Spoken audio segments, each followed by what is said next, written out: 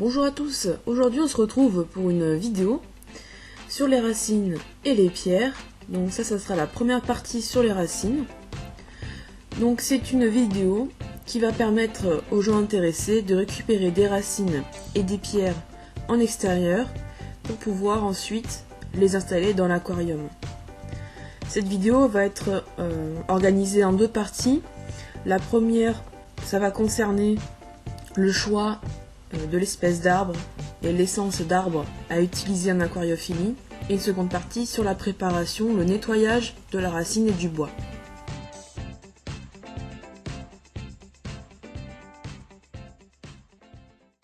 On va donc aborder le sujet sous 4 questions. Quelles essences d'arbres utiliser, comment les reconnaître, où les trouver et comment les préparer. Première question, quelles essences d'arbres utiliser? On va donc s'intéresser à deux familles d'arbres, les résineux et les feuillus. On commence tout d'abord par les résineux.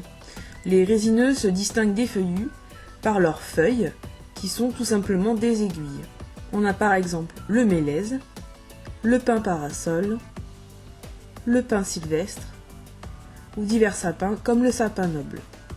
Alors, pourquoi ne pas utiliser le résineux? Eh bien, tout simplement parce que la sève ou la résine présente dans l'écorce sont toxiques en aquariophilie. C'est pour ça qu'on va utiliser les feuillus pour pouvoir installer ses racines dans son aquarium sans qu'il y ait de problème de substance et de toxicité. On a ensuite la famille des feuillus.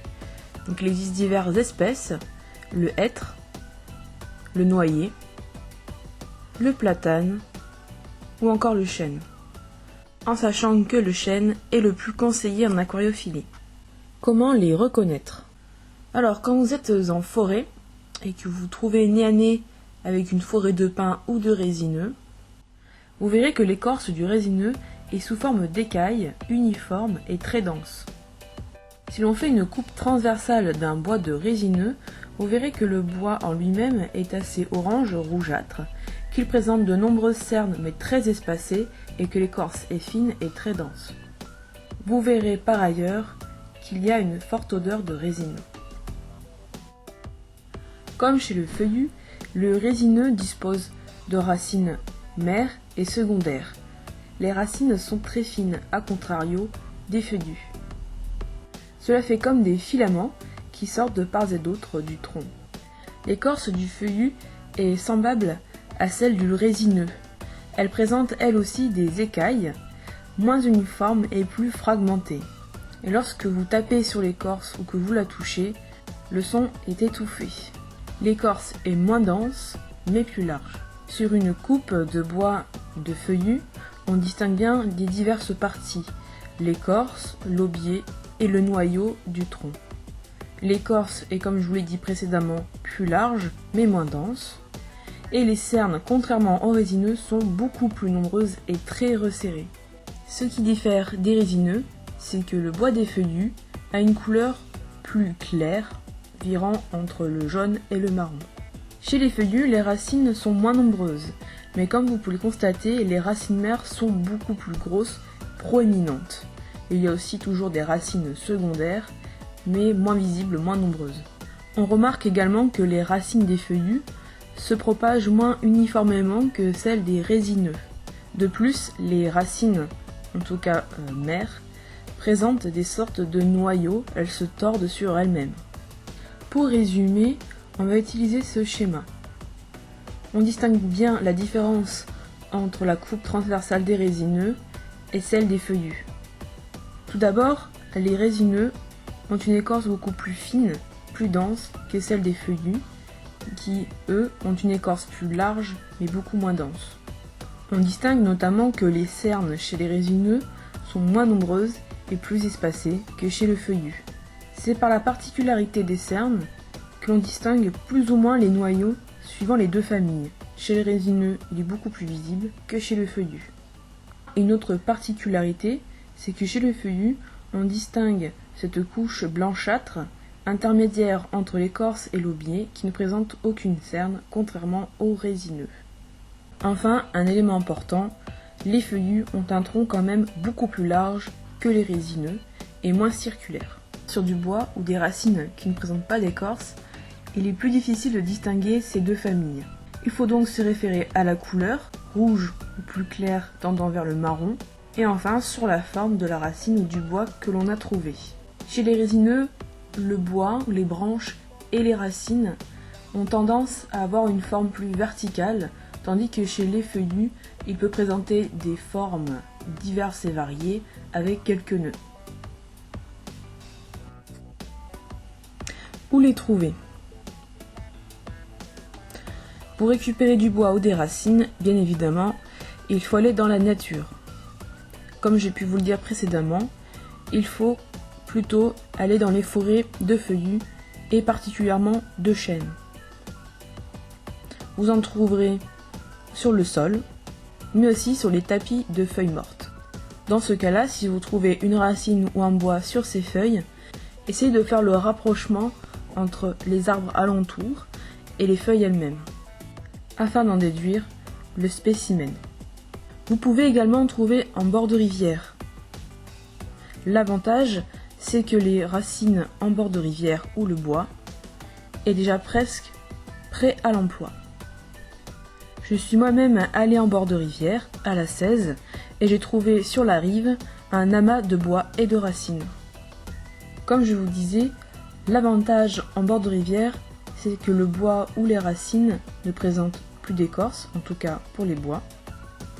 Elles sont plus ou moins lisses, elles ont été travaillées par les courants de l'eau et par le vent, et vous n'avez plus qu'à les nettoyer et les désinfecter pour les mettre dans l'aquarium.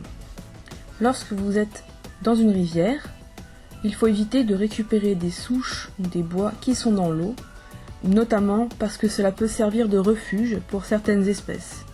Par exemple, les truites aiment beaucoup les souches creuses pour pouvoir s'y réfugier.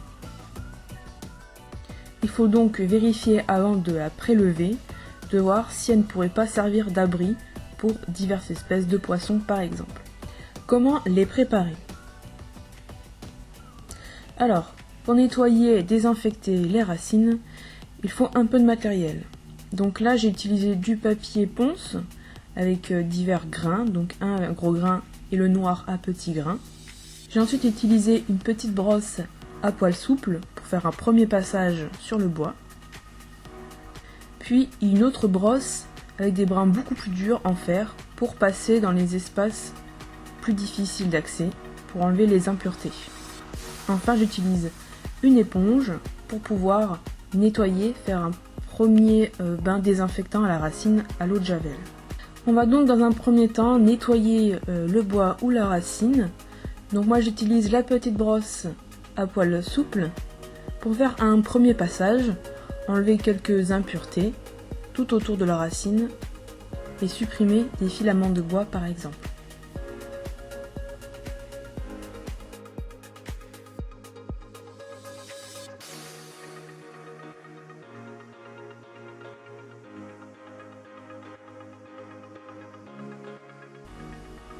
Ensuite, je vais utiliser la brosse à poil dur. Comme je vous montre sur la vidéo, il y a un petit interstice qui est difficile d'accès et il se trouve qu'il y a un peu d'écorce dessous, donc je vais essayer de la frotter pour l'enlever. C'est une brosse qui est assez pratique, mais les poils durs ont tendance à abîmer un peu la racine, donc il faut l'utiliser avec modération.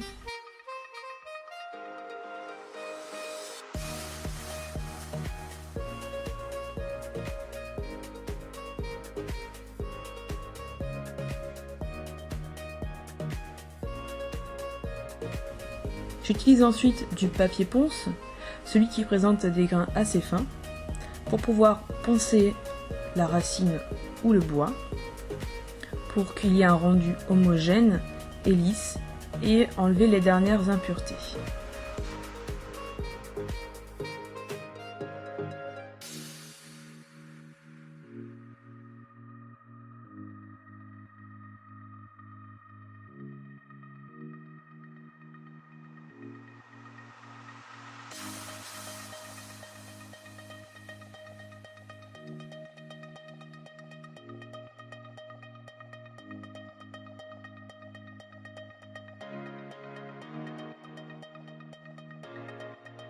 Lorsque vous avez des racines, il faut veiller à aussi poncer les extrémités qui pourraient représenter un danger pour vos populations, les poissons.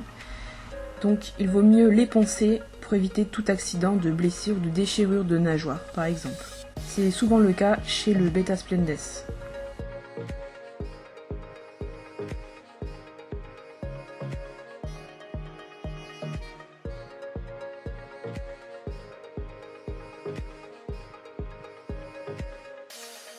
On va donc procéder à une désinfection, une première désinfection. Donc on va prendre un récipient, le remplir d'eau et mettre l'équivalent d'un petit bouchon de javel.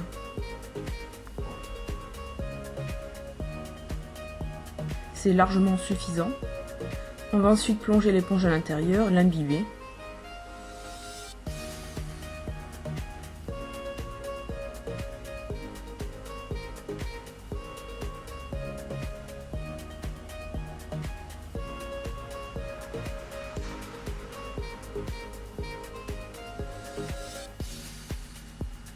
Puis, si vous le souhaitez, utilisez un bac pour pouvoir faciliter le nettoyage de la racine.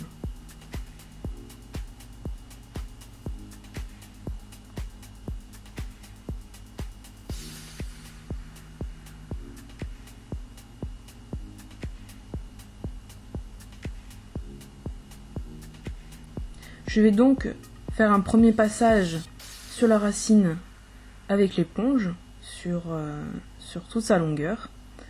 Donc l'avantage de l'eau de javel diluée à de l'eau, ça va supprimer les éventuelles bactéries qui sont présentes à l'extérieur ou qui étaient présentes dans l'eau.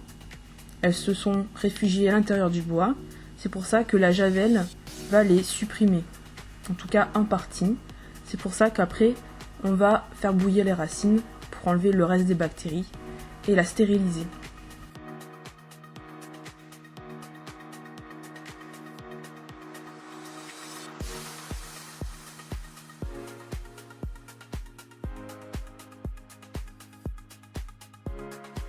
Une fois que le passage d'eau de javel est fait, je vais rincer la racine à l'eau claire et puis la rincer avec la petite brosse à poil doux pour enlever les traces de javel, ou du moins celles qui sont sur la surface du bois.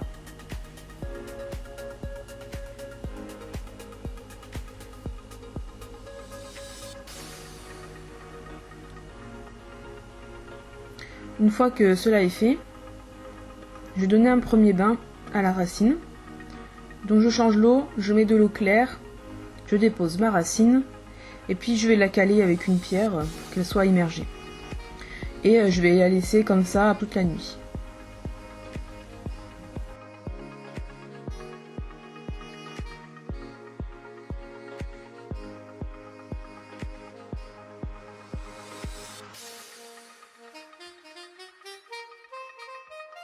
Donc on fait ce même processus avec les autres racines.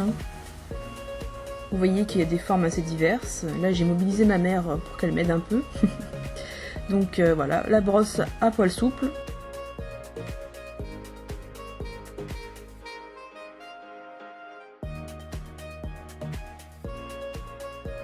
La brosse à poil dur. Ensuite on va utiliser le papier ponce pour enlever les impuretés dans des petits trous difficiles d'accès aussi. La polir un peu, la lisser du moins. Et enfin la laver aussi à l'eau de javel. Et puis elle rejoindra sa copine juste à côté.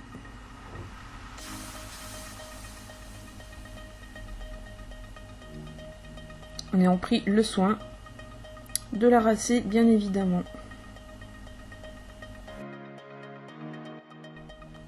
On peut faire cette même étape de lavage avec des racines plus ou moins volumineuses.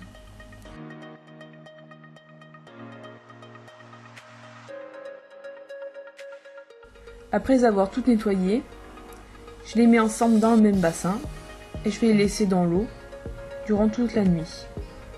En sachant que là on est en début d'après-midi, il faudra faire un petit changement d'eau de temps en temps pour évacuer l'eau de javel qui serait présente dans l'eau. Après les avoir laissés dans l'eau durant toute la nuit, on va les faire bouillir. Donc c'est la deuxième étape de stérilisation. Donc pour les petites racines, vous pouvez utiliser une marmite par exemple, faire bouillir l'eau et les incorporer à l'intérieur. Donc là j'ai une marmite de racines et une marmite de pierre. Je vous expliquerai comment on procède pour les pierres dans une autre vidéo, sinon ça va faire un petit peu long. Pour les racines, quand ça bout, vous les mettez. Vous laissez à peu près 3/4 d'heure, 1 heure comme ça. Ensuite, vous les retournez pour que, si jamais elles sont trop grandes, que l'autre côté de la racine bout. Et ce qu'il faut faire, c'est que au moins toutes les heures, au bout d'1 heure et demie, il faudra changer l'eau pour qu'il y ait une eau claire et propre pour enlever le tanin. Alors pour les racines beaucoup plus grosses, j'ai utilisé ma poubelle, donc j'ai bien rincé et lavé avant. J'ai mis mes racines, j'ai mis un peu d'eau, l'eau de la douche, donc j'ai pris de l'eau très chaude, mais c'est pas assez suffisamment chaud, mais c'est bien pour garder la chaleur dans le bac. Et régulièrement je vais rincer ou ajouter de l'eau bouillante sur les racines pour qu'elles subissent le même traitement que les petites racines qui sont à la cuisine. Alors pourquoi ébouillanter les racines? Eh bien tout simplement pour les désinfecter, enlever le reste de chlore, parce que le chlore s'évapore plus facilement à l'eau chaude, et pour enlever les dernières bactéries dans les racines. Donc là c'est vraiment l'étape de stérilisation.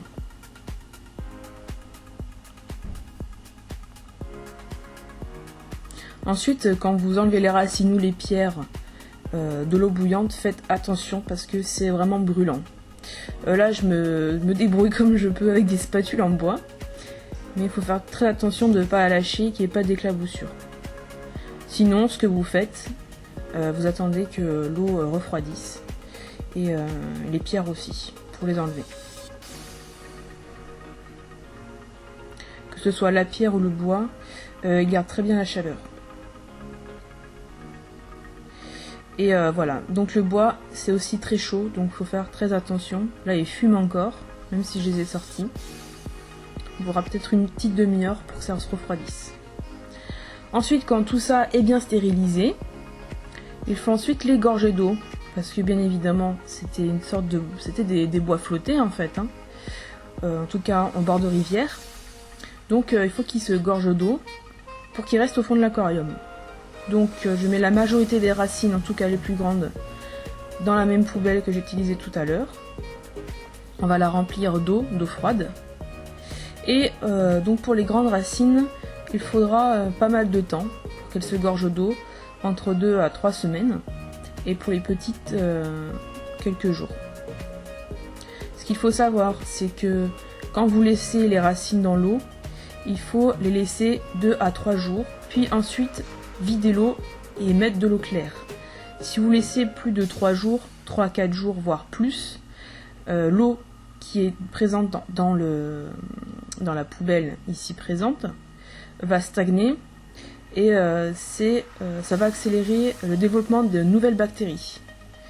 Donc ça va faire un gros bouillon de culture et c'est pas ce qu'on veut parce qu'elles sont déjà stérilisées et nous ce qu'on veut c'est juste qu'elles soient propres et gorgées d'eau pour les mettre dans l'aquarium. Donc là je les remplis à l'eau claire, je vais les laisser 2-3 jours comme ça, je vais vider et je vais à nouveau remplir la poubelle d'eau pour qu'elle finisse ce processus de gorgement. Donc pour les grandes racines, la poubelle ou d'autres grands récipients, c'est un moyen de les ébouillanter et de les gorger d'eau quand on n'a pas des grosses marmites, etc. Donc c'est un bon moyen de le faire. Alors en résumé, quand vous voulez des racines ou du bois pour mettre en aquarium, il faut donc choisir la bonne espèce d'arbre, en tout cas la bonne famille, donc celle des feuillus, et plus particulièrement le bois de chêne. Ensuite, les récupérer dans la forêt, sur des amas de feuilles ou en bord de rivière. Puis procéder au nettoyage, donc brossage, ponçage qui est facultatif, mais si vous voulez un bon rendu, moi je les lisse un peu, je les ponce. Ensuite, quand ce nettoyage est fait, on passe un premier coup à l'eau de javel. On peut les laisser tremper la nuit par exemple et changer l'eau de temps en temps, avant de se coucher et le matin par exemple. Et ensuite, faire bouillir les racines ou le bois dans un grand bac ou dans une casserole suivant la taille de la racine. Quand ceci est fait, hop, on les remet dans de l'eau claire et on les laisse se gorger d'eau. Ensuite, il y a des questions assez récurrentes. Par exemple, ma racine n'arrive pas à prendre l'eau, par exemple parce qu'elle a un bois trop dense. Donc comment je peux faire pour la garder au fond de l'aquarium? Alors, il y a plusieurs astuces, moi j'en ai retenu 2 qui sont pas mal. La première un peu moins pratique que la seconde. Par exemple, vous prenez du fil de pêche et vous l'attachez à une pierre qui a un poids supérieur à la racine. En tout cas un poids suffisamment lourd pour garder la racine au fond de l'eau. Donc vous l'accrochez avec du fil de pêche, un fil de pêche basique que vous trouvez dans les magasins de pêche ou de grande surface dans les rayons spécifiques. Ou sinon, vous pouvez prendre une sorte de plaque de plexi ou de verre ou une ardoise et vous collez la racine dessus avec de la colle spéciale pour aquarium. Et une fois que c'est sec, hop, vous pouvez poser le tout au fond de l'aquarium, recouvrir la plaque de substrat, de sable ou de quartz, et ça va maintenir la racine au fond de l'eau.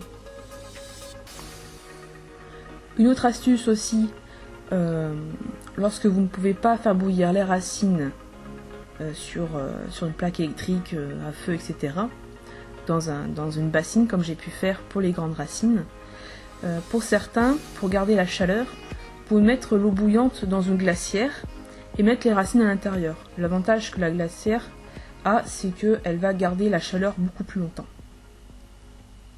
Voilà pour cette première partie sur le choix, le nettoyage et la stérilisation des racines pour mettre en aquarium. Je vais vous faire de ce pas la seconde vidéo sur le choix des roches en eau douce et comment les préparer aussi et les stériliser. Et puis on se retrouve la prochaine fois donc pour une nouvelle vidéo. Je vous fais à tous de gros bisous. J'espère que cette vidéo vous aura plu et je vous dis à bientôt. Bye bye.